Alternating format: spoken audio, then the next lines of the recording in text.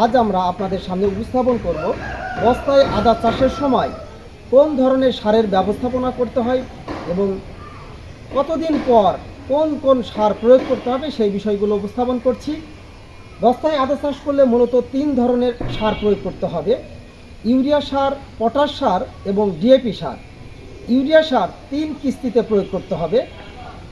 গাছের বয়স যখন 50 দিন হবে তখন 10 গ্রাম ইউরিয়া সার প্রতি বস্তায় প্রয়োগ করতে হবে।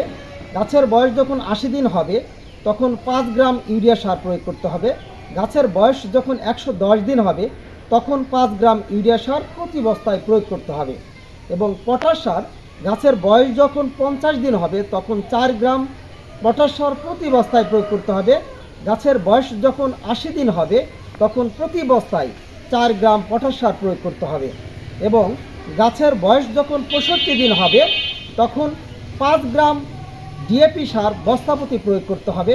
পাশাপাশি গাছের বয়স যখন 130 দিন হবে তখন প্রতি বস্তায় 5 গ্রাম ডিএপি সার প্রয়োগ করতে হবে। এই ছিল সার ব্যবস্থাপনা। পাশাপাশি বর্ষা মৌসুম হচ্ছে আদা চাষের জন্য ঝুঁকিপূর্ণ সময়।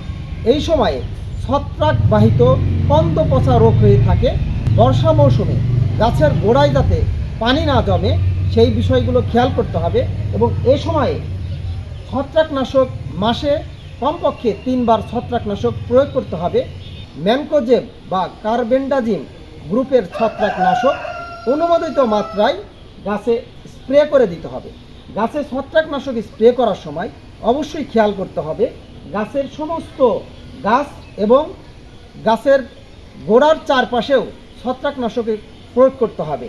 তাহলেই কন্দ পচা রোগ থেকে রক্ষা পাওয়া যাবে। পাশাপাশি গাছের বাড়তি ভালো হবে। প্রিয় দর্শক, এই ছিল আজকের কৃষি বার্তা। বিশেষ করে যারা বস্তায় আদা চাষ করছেন অবশ্যই আমাদের এই গুরুত্বপূর্ণ তথ্যটি আপনারা অনুসরণ করবেন, তাহলেই ভালো ফলাফল পাওয়া যাবে। সকলে ভালো থাকুন, সুস্থ থাকুন।